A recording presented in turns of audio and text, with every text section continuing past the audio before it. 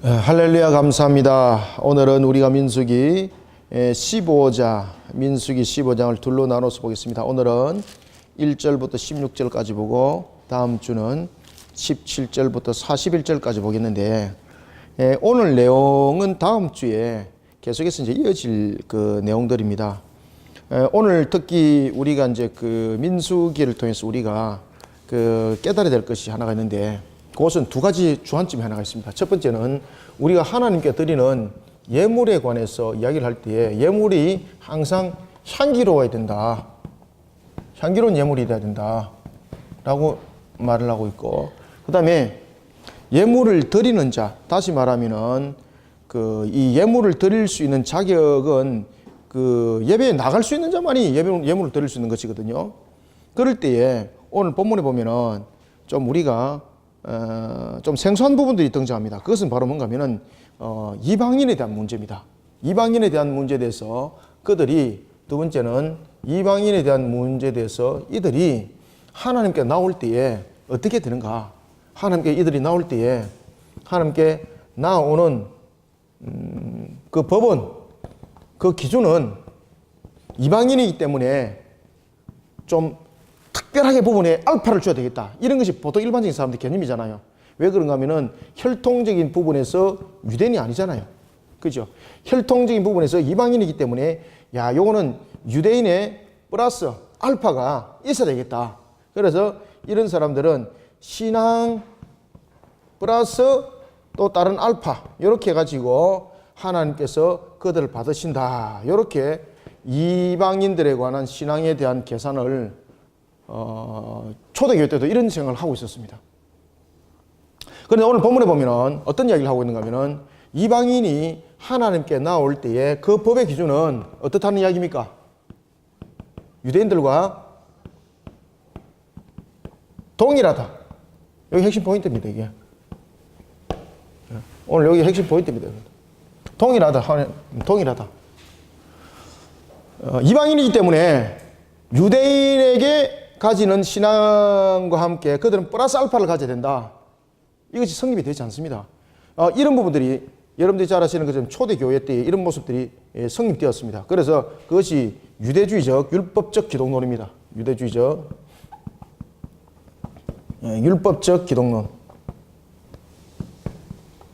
기독론과 구원론이, 기독론은 항상 이렇게 구원론과 함께 이렇게 연결이 되거든요. 그때 초대교회에 있었을 때에 혈통적인 부분에 대해서, 혈통적인 부분에서 이방인은 어떻게 구원받는다 그랬습니까? 이방인은 예수 그리스도를 믿는 믿음에다가 무엇을 더 얹어야 된다 그랬습니까? 율법적 할례가 이 속에 첨부되어야 된다는 거죠. 그럼 이 율법적 할례는 무엇을 이야기를 하고 있습니까? 유대인화입니다. 유대인화. 그죠? 너희들이 혈통으로 유대인은 아니지만은 모양은 유대인으로 갖춰야 될 것 아니가. 그죠? 마찬가지입니다. 오늘 그래서 하나님께 나오는 자에 관해서 자격을 이야기를 할 때에 유대인이든 누구든 간에 나올 때에 모든 예물은 첫 번째 향기로워야 된다. 그죠? 유대인이라고 향기롭지 못한 예물을 드리게 되면은 하나님께서 그 예물을 받지 않을 뿐만 아니라 그를 용서치 않습니다. 그 다음에 두 번째, 하나님께 나올 수 있는 자격에 관해서 이야기를 할 때에 이방인은 어떻는가? 이방인은 혈통으로 유대인이 아니기 때문에 그에게는 신앙에 더한 플러스 알파, 뭔가 또 다른 하나가 요구되어질 수도 있습니다. 근데 하나님께서 그 말씀을 하지 않습니다. 어떤 말씀을 하시는가 하면은 너희들도 똑같이 동일하게 지켜라. 그죠? 여러분들. 이 말은 무슨 말씀인가 하면은, 제가 여러분들이 이제 방금 구원론에 가서 말씀을 드렸는데, 우리의 구원론에 있어서 우리의 구원은 혈통의 구원이 아니죠. 그죠? 자, 유대인들은 죄인입니까? 죄인 아닙니까? 그렇죠. 똑같습니다. 자, 이방인들은 죄인입니까? 죄인 아닙니까? 죄인입니다. 죄인. 그렇기 때문에 하나님 앞에 나오는 자격적인 부분이라든지 방법에 있어서 모든 것은 어떻습니까? 동일합니다. 근데 사람은 동일하게 안 보는 겁니다. 아시겠죠? 그죠? 오늘 그 이야기를 딱 하는 겁니다. 그래서 오늘 민수기 이 내용을 정확하게 분석하시면은 아시겠습니까? 그래서 신명기 패러다임, 민수기 패러다임, 창세기 패러다임 이런 이야기를 하는데, 이런 내용들을 정확하게 읽으면은 이제 갈라디아서 에베소서 그 안에 내용들 속에 유대인들이 가지고 있던 잘못된 사고, 여기에 대한 근본들을 어떻게 깨뜨려야 되는가라는 부분에서 성경의 제시를 이곳에서 해야 된다는 걸 여러분들 아셔야 됩니다. 그래서 이런 부분들을 가볍게 읽어나가지 마시고, 근원과 근본이잖아요. 항상 근원과 근본은, 항상 그 기본과 근원과 근본은 바뀌지 않습니다. 사람의 근원과 근본은 바뀌집니다. 그죠? 그렇지만 하나님께서 세우신 근원과 근본은 불변하신 하나님, 그 불변하신 하나님께서 세우신 원리와 정의와 공의는 하나님 속성이 영원하시잖아요. 그러면은 하나님께서 제정하신 것은 영원합니다, 여러분들. 자, 이런 속에서 우리가 오늘 민수기를 16절까지를 내용을 보도록 하겠습니다. 자, 먼저 우리가 1절, 2절, 3절까지 읽습니다. 자, 시작. 여호와께서 모세에게 말씀하여 이르시되 이스라엘 자손에게 말하여 그들에게 이르라. 너희는 내가 주어 살게 할 땅에 들어가서 여호와께 화제나 번제나 서원을 갚는 제사나 낙헌제나 정한 절기에 소나 양을 여호와께 어떻게 향기롭게 드릴 때에 아멘. 자, 2절 보십시오. 2절 재밌는 이야기를 합니다. 이스라엘 자손에게 말씀하여서 뭐라고 말하는가 하면은 내가 주어 살게 할 땅. 자, 여러분 여기서 핵심 찾았어요. 여기서 주어는 누굽니까? 내가 주어서 어떻게 이 땅이 누구 땅이라는 이야기입니까? 원래 이스라엘 땅이 아니라는 이야기입니다. 지금 이게 내가 주어서, 그죠? 주어서 살게 할 땅입니다. 할 땅. 그러면은 여기서 가장 핵심 포인트가 되는 건 뭔가 하면은 내가 너희들에게 줄 땅을 말하고 있고 내가 너희들에게 살게 할 땅을 말하고 있죠. 그래서 여기서는 보면은 내가와 땅이 굉장히 포인트죠. 그죠? 내가 땅이 포인트입니다. 내가 땅을 줬다는 거죠. 내가 살게 했다는 겁니다. 그러면서 내가 주어서 살게 했다는 거죠. 내가 주어서 너희들이 땅이 됐다는 이야기입니다. 아시겠습니까? 이 포인트 속에서 항상 그 기준은 무엇입니까? 하나님이 기준입니다. 하나님이. 그렇죠? 그래서 우리는 모든 관점이 하나님의 관점이 되어야 되는 겁니다. 왜냐하면 삶의 틀을 누가 만들어줬습니까? 하나님 만들어줬지 않습니까? 땅이 삶의 터잖아요. 그렇죠? 나라를, 이스라엘이라는 나라를 하나님께서 이루셨습니다. 그러면 이스라엘 나라는 누구의 관점이 되어야 됩니까? 하나님의 관점이 되어야 되는 얘기예요. 그 다음에 하나님의 관점이 될 때에, 자, 우리는 하나님의 나라의 관점 속에서 세워질 때는 하나님의 나라는 그냥 하나님께서 세우셨습니다 이러면 끝나는 겁니까? 하나님이 다스림이셔야 되잖아요. 그죠? 하나님의 나라는 반드시 하나님의 다스림이 우리의 모든 삶에 통해서 나타나야 됩니다. 그러면은 여기서 하나님께서 하나님의 나라를 그들에게 세우게 하시고 하나님께서 그들과 함께하고 나타나는 모습 속에서 어떤 것을 그들에게 비춰주고 있는가 하면 제사를 통해서 만나도록 합니다. 제사를 통해서. 이건 문제 심각하잖아요. 왜 제사를 통해서 만나야 됩니까? 그건 맞아요. 이 제사를 통해서 만난다는 것은 이게 이제 무슨 이야기를 하는가 하면 나중에 이 이야기를 함께 하는 겁니다. 지금 이게. 제사를 통해서 만나는 이유는 무엇입니까? 무엇이 문제가 있기 때문에 제사를 통해서 많이 만날 수가 있습니까? 그렇죠. 맞아요. 죄 문제. 그러니 유대인들은 무엇을 자랑하지 마라? 너희들 자랑 삼을 거 아무것도 없다는 뜻입니다. 너희들이 하나님의 백성으로서 만약에 자격을 말한다면 너희는 자격이 있다 없다? 그렇죠. 왜 없습니까? 맞습니다. 죄인이기 때문에. 지금 요 제사를 통하여 라는 부분들은 요걸 딱 긁고 넘어지는 겁니다. 긁고 넘어지는 것이 아니라 긁고 가는 겁니다. 그렇기 때문에 드릴 예물은 어떻게 하라? 드릴 예물이 어찌해야 된다? 향기로워야 된다. 향기롭다는 것은 무엇입니까? 하나님께 드리기에 합당한 것. 자, 다시 묻습니다. 왜 하나님께서 향기로운 예물이라고 말했을까요? 그렇죠. 하나님께 드리기에 합당한 것. 다시 말하면 하나님과 만나는 조건은 하나님께서 우리에게 명하신 것에 대해서 합당해야만이 된다는 이야기죠. 다시 말하면 또다시 말씀드리면 하나님의 백성은 그 땅에서 살아갈 때에 하나님의 법에 합당해야 된다는 얘기입니다. 그죠? 이 원칙이 이런 속에서 벌써 다 세워지는 겁니다, 이게. 그런데 이스라엘 백성들이 이런 부분들을 어떻게 합니까? 무시해버리죠, 나중에. 나중에 무시해버리니까 나중에 하나님께 드려지는 것이 제사 행위가 되어버립니다. 무섭습니다, 이게. 하나님의 통치와 하나님의 임재하심 속에서 백성으로서 하나님을 만나는 모습이 아니고 하나님을 만나면서 항상 자신들의 죄인에 대한 모습을 다시 한 번 더 되돌아보면서 자신들을 만나고자 하는 하나님의 그 은혜를 다시 한 번 더 기억하고 감사하는 그런 모습이 안 되고 종교 행위가 되어버리는 겁니다. 향기롭게라. 향기롭게라. 그 양식에 있어서 너희들이 만들어내지 말고 하나님께 여호와께 드릴 때에 향기롭게 해라. 여호와께 향기롭게 하기 위해서는 제일 먼저 중요한 것은 하나님의 법이 성립이 되어야 됩니다. 그렇죠? 하나님의 법. 이 향기로운 예물이 되기 위해서는 하나님의 법이 바르게 준행되어야 되죠. 하나님의 법이 바르게 여러분 준행이 되어야 됩니다. 그래야만이 이것이 향기로운 예물이 되는 겁니다. 하나님의 법을 준행하지 아니하고 내가 향기만 좋게 만들었다. 그죠? 만약에 향기로만 따진다면 인위적으로 향기 좋게 만들 수 있잖아요. 그래서 여기서 향기라는 것은 사람이 느끼는 그런 후각적인 향기가 아닙니다. 여기서 향기라는 것은 하나님과의 바른 인격적 교통을 말하고 있는 겁니다. 그리고 여기서 아름다운 향기라는 것은 하나님의 법이 준행이 되었을 때의 향기로운 예물입니다. 이게 하나님의 법이 준행되지 않으면 어떤 예물을 드려도 향기롭지 못합니다. 하나님께서 섭량 안 한다는 뜻입니다. 이게 이런 의미를 여러분들 알고 여러분들 우리가 보면 제사 제도라든지 이런 것들도 잘 이렇게 짚고 넘어가셔야 됩니다. 제가 이제 한 7, 8년 전인가 제가 이 5대 제사법이라는 이런 부분 가지고 제가 한 150배 제가 논문을 쓴 적이 있거든요. 제가 그때 제가 이제 이런 부분들을 다 이렇게 정리를 해서 이런 부분들을 가지고 제가 가르친 적들이 있었습니다.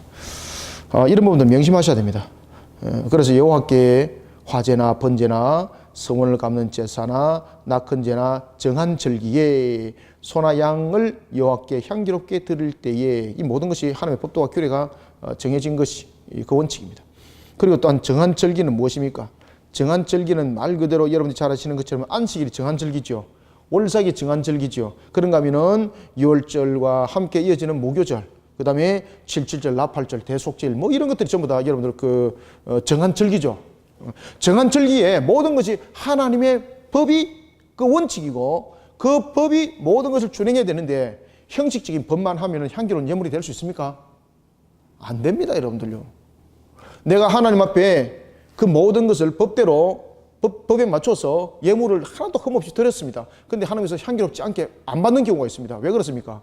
드려진 그 부분들이 종교 행위이기 때문에 안 받습니다. 하나님께서. 종교 행위가 되어버리면은 하나님을 향해서 우상 숭배적 요소를 가지고 있기 때문에 하나님께서 안 받는 겁니다. 여러분들 아시겠습니까? 그래서 우리의 항상 이 법도와 규례를 지키는 것은 우리의 행함이 육신으로도 지키되 우리의 인격, 우리의 신앙의 양심이 그것을 지키기를 기뻐해야 됩니다. 그렇기 때문에 우리의 신앙은 우리가 인격적으로 그 내용들을 지키기를 기뻐해야 되는 겁니다. 기뻐하지 않으면 전부 다 여러분들 그거 전부 다 가짜배기잖아요. 그죠? 마지못해서 하는 형식적인 것들. 두 가면을 쓰고 종교행위, 신앙행위 하는 거 하나님 다 아신다는 거죠. 향기로운 예물. 이해가시겠죠, 이제? 그러나, 자, 4절. 그러나 헌물을 드리는 자는 고운 가루 10분의 1에 여러분들 우리가 이제 고운 가루 드리는 이유는 두 가지가 있죠. 그죠? 고운 가루 드리는 이유는 소재로 드리는 부분에서 이제 고운 가루도 드리지만은 때로는 우리가 이제 그 소재를 드릴 때 그 형편에 의해서 드릴 수밖에 없는 그런 부분도 있단 말입니다. 그때에 10분의 1에 기름 4분의 1 흰을 섞어 여호와께 소재로 드릴 것이며 5절부터 7절까지 읽습니다. 시작.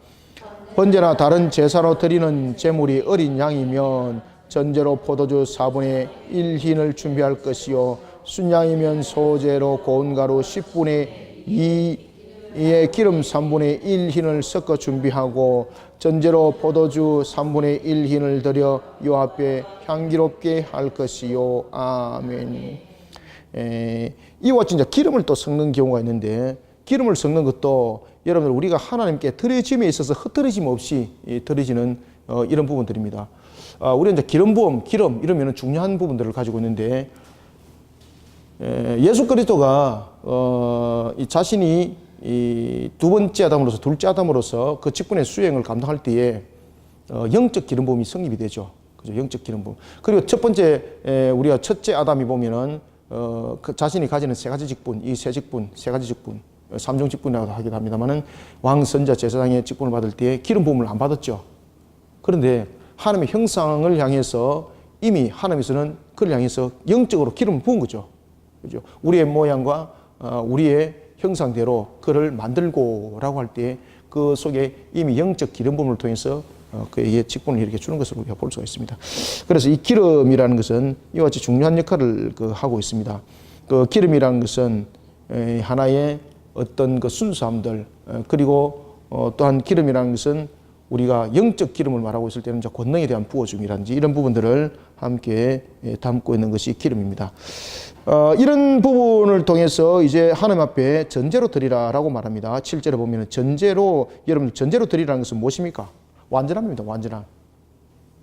그죠? 하나님이 만족하는 제사가 되어야 된다는 이야기입니다. 하나님이 만족하는 제사가 되어야 된다.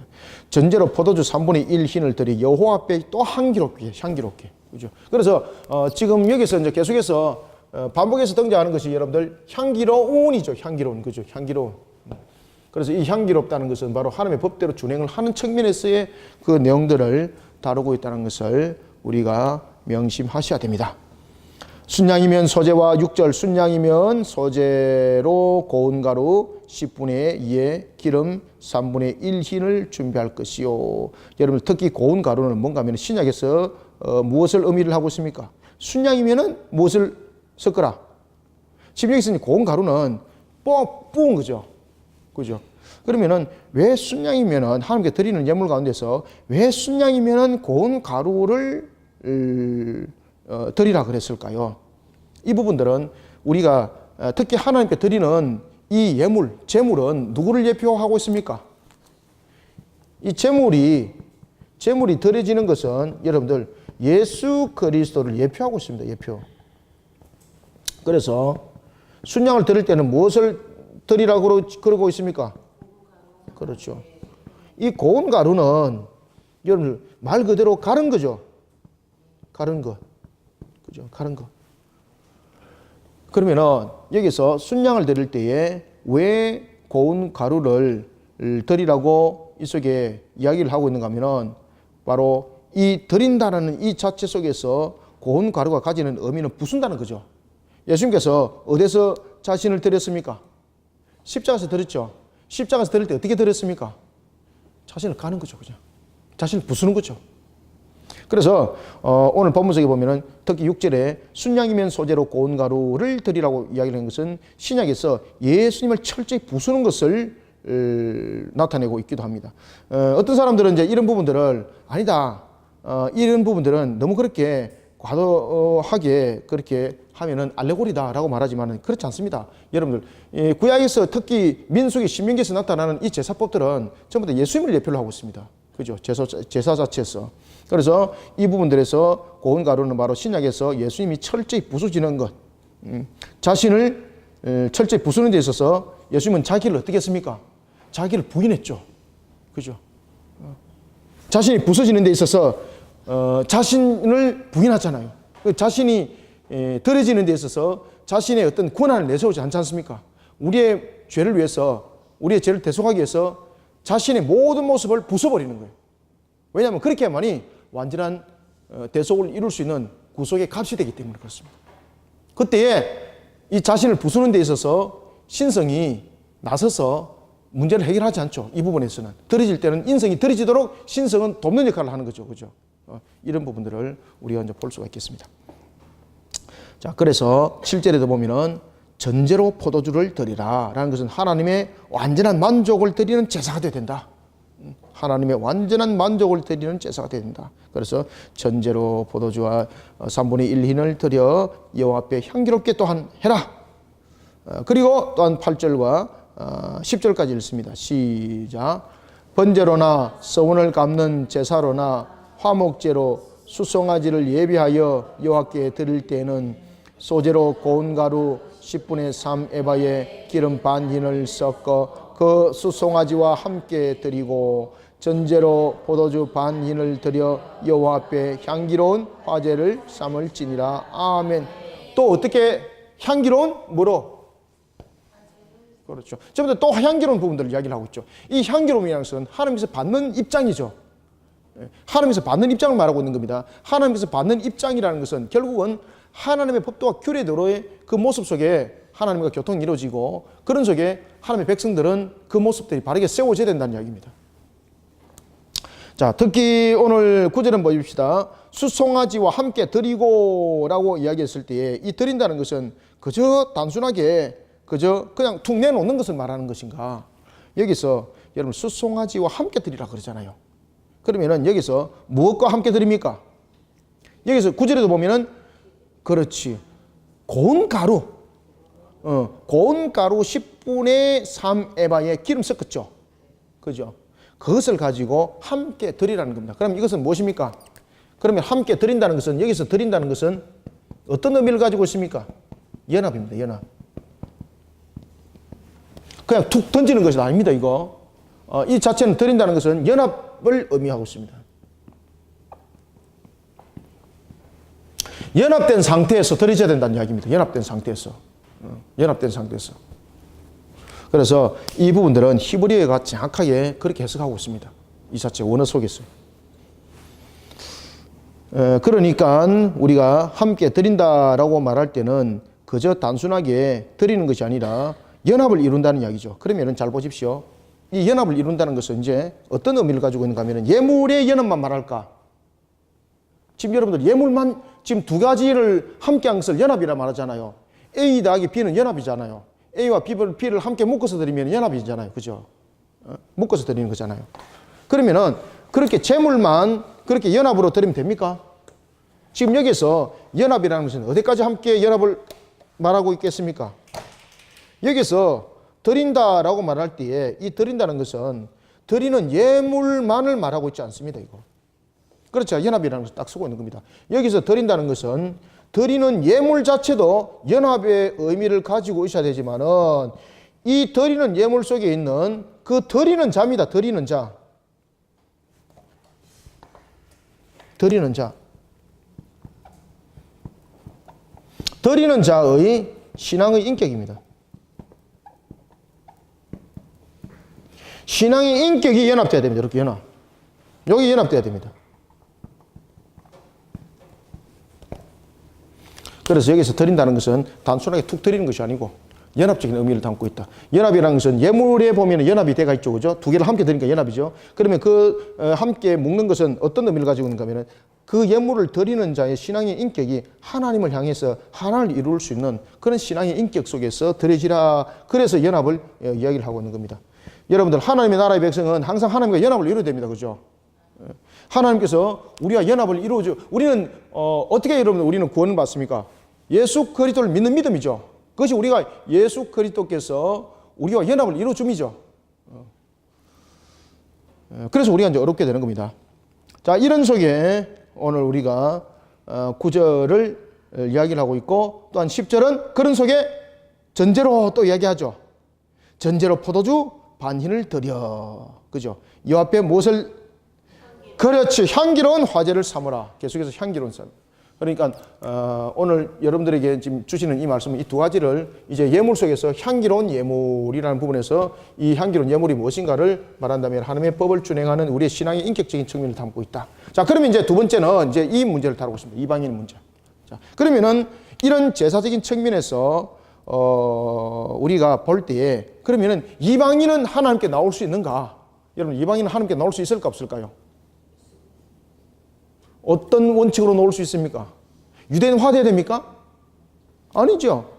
그렇죠. 하나님의 법을 지키는 모습 속에서 하나님께 놓을 수 있는 거예요. 자, 11절부터 12절 읽습니다. 시작. 수송아지나 순양이나 어린 순양이나 어린 염소에는 그 마리수마다 위와 같이 행하되 너희가 준비하는 수요를 따라 각기 수요에 맞게 하라. 아멘. 각기 수요에 맞게 하라. 다시 말하면은 재물을 준비하는 데 있어서도 법을 따르라 이 말입니다. 하나님의 법을 따르라. 하나님의 법을 똑바로 따라야 됩니다. 그러면서 이제 보십시오. 그러면은 하나님께 누가 예물을 드릴 수 있는가? 유대인만이 드릴 수 있는가?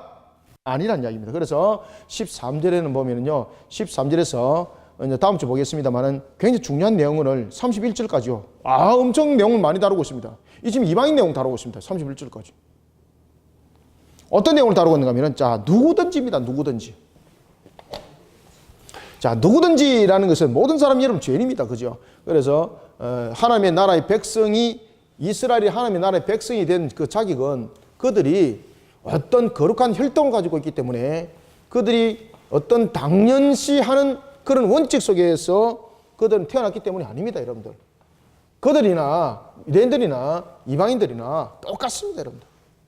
그래서 하나님께 그러면 누가 예물을 가지고 놓을 수 있는가? 누구든지입니다, 누구든지. 누구든지. 누구든지 하나님께 놓을 수 있다는 겁니다. 누구든지. 그러면 누구든지 놓을 때에 어떤 원칙 속에서 나야 되는가? 그러면 혈통적인 유대인들보다도 더 플러스 알파된 조금 더 강력한 제도가 있어야 되겠죠. 하나님께서 그렇게 말씀하지 않습니다. 유대인들에게 주었던 그 법도 그대로 지켜라. 그대로 지켜라. 그것은 뭔가 하면은 다 죄인이라는 개념입니다. 전부 다 이게. 그래서 본토 소생, 이런 본토 가운데서도 보면은 이제 이스라엘 무리들이 여러분 보시면은요, 이스라엘 백성들이 출애굽할 때에 그들은 주로 이제 그 크게 세 가지 무리를 이뤄서 그들이 출애굽을 합니다. 첫 번째는 혈통에 있어서 누구 혈통입니까? 아브라함의 혈통이고, 그 다음에 혈통에 있어서 혼혈을 이룬 자들, 그 다음에 혈통에 있어서 이방인들. 이 세 분류의 혈통이 출애굽을 합니다. 그러면 오늘 본문에 이렇게 말합니다. 그러면은 혈통으로 아브라함을 이루고 있는 이들만이 하나님께 놓을 수 있는가? 아니라는 이야기입니다. 그래서 여기서 누구든지라는 것은 출애굽했던 모든 자들입니다. 이때 놓을 때에 그 원칙은 하나님께 향기로운 예물을 드리는 이 법, 동일한 법으로 나와야 된다. 동일한 법. 이 동일한 법으로 드려야 되는데, 그러면은 이렇게 말합니다. 그러면은 유대인들 가운데서도 보면은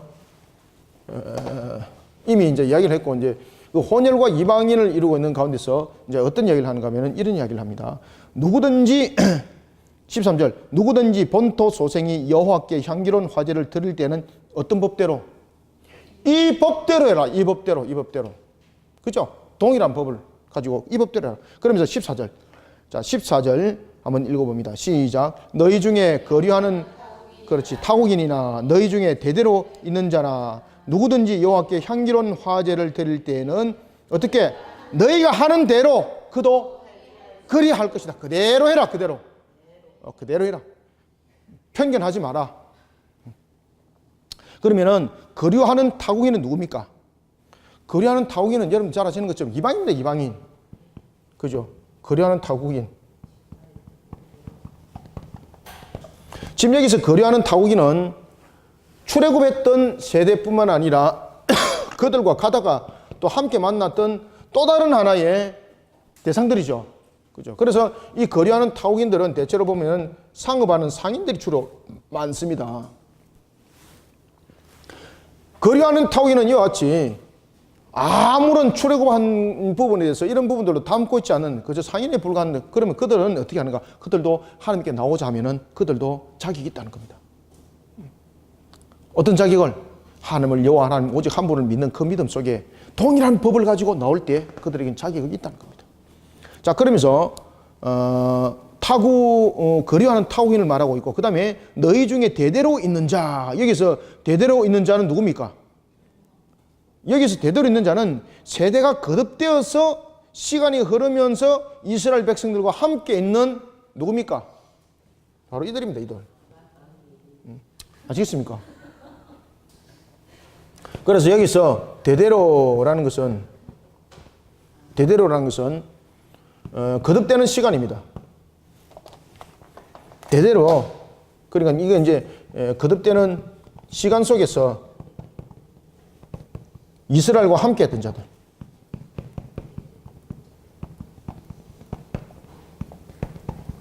함께 하고 있는 자들.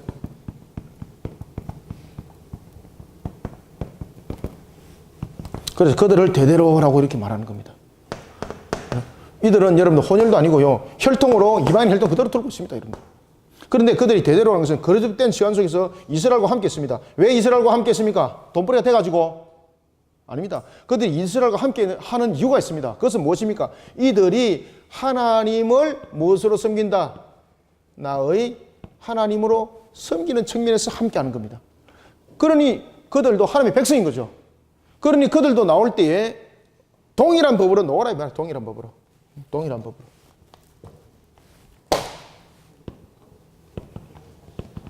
동일한 법으로. 이해가시죠? 그죠?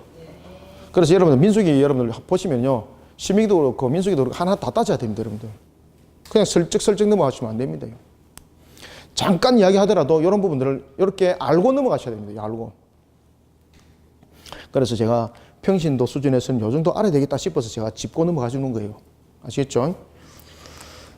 자, 14절, 15절, 16절까지 마무리 읽습니다. 시작. 너희 중에 거류하는 타국인이나 너희 중에 대대로 있는 자나 누구든지 여호와께 향기로운 화제를 드릴 때는 너희가 하는 대로, 그렇지, 그도 그리할 것이라. 회중 곧 너희에게나 거류하는 타국인에게나 같은 율례이니 너희의 대대로 영원한 율례라. 너희가 어떠한 데도 타국인도, 그렇지, 요 앞에 그러하리라. 너희에게나 너희 중에 거류하는 타국인에게나 같은 법도 같은 규례이니라. 아멘. 그래서 이스라엘 공동체에 속한 부분들이 혈통으로가 아니라 누구든지 여호와 안에서는 이스라엘이다. 누구든지 하나님께서 택한 백성은 누구든지 이스라엘이라는 거예요. 아브라함이 혈통이기 때문에 이스라엘이 아니라 누구든지 이스라엘이라는 거예요. 누구든지 하나님 안에서 하나님의 택한 백성은 누구든지 이스라엘이라는 거예요. 그때 모든 법은 혈통은 다르고 모든 조건들은 다르지만은 하나님 앞에 놓는 모든 법은 동일하다는 거예요. 그런 여러분들요, 하나님은 그래서 공의로우심이죠. 만약에 하나님께서 이런 부분들에 대해서 만약에 편차를 둔다면 세상 복잡해집니다. 그죠?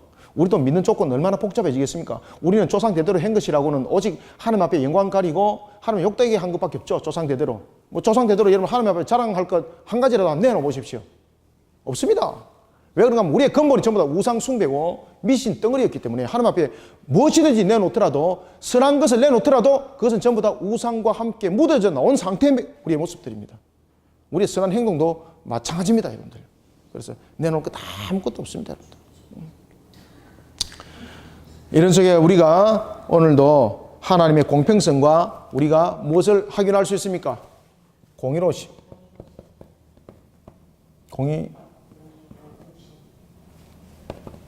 공의로우신 하나님. 공평하신 하나님.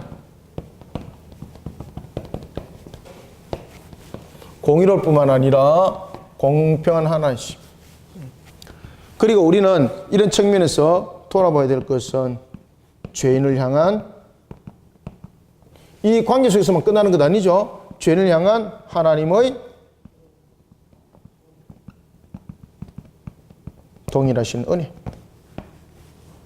이것이 제가 계속해서 이야기했던 가운데서 결론이 되겠습니다. 자, 감사합니다. 오늘은 우리가 민수기 여기까지 하고 좀 짧게 내용은 전개했습니다. 좀 짧게 전개했고 다음 주에 마무리를 그렇게 하도록 하겠습니다. 자, 함께 기도하겠습니다. 살아계신 아버지 하나님, 주께서 오늘도 우리에게 은혜를 베푸시며 영육간을 강건케 하시고 주님의 나라와 그 영광을 향하여 달려갈 때 우리에게 편차를 두지 아니하시고 편견하지 아니하시고 언제나 우리를 동일하게, 그리고 공평하신 하나님께서 세상의 저울추로 우리를 달아보지 아니하시고 은혜롭게 모든 것을 회복시켜 주시니 감사합니다. 어찌 내가 하나님의 백성이 될 자격이 있겠습니까? 그러나 주께서 나를 백성 삼으시고 어찌 내가 주님 앞에 자랑할 것이 있겠습니까? 그러나 주님께서는 만 백성 앞에 내가 자랑할 것이 차고로 넘치게 하셨습니다. 살아계신 아버지 하나님, 오늘도 이러한 하나님의 백성으로 주님 앞에 쓰임받는 것 감사합니다. 다만 하나 백성된 자로서의 그 모든 일들을 이행하고 진행해 나갈 때에 혹이나 내 육신이 넘어지는 모습이 되지 않도록 성령님 강한 손으로 붙들어 주시고 주의 영광 가리는 모습이 되지 않도록 하나님께서 언제나 새롭게 하여 백성다운 모습으로 또한 달려갈 수 있도록 다만 도와주시옵소서. 그래서 걸어가는 걸음들마다 하나님 영광 되게 하여 주시고 걸어가는 걸음들마다 주님의 마음을 시원케 하는 그런 백성으로서의 근본을 잃지 않기를 소망합니다. 우리의 영적 전투 현장 속에도 이러한 성령의 강력한 역사들이 우리 모든 성도들에게 일어나게 도와주시옵소서. 예수님의 이름으로 기도드렸나이다. 아멘.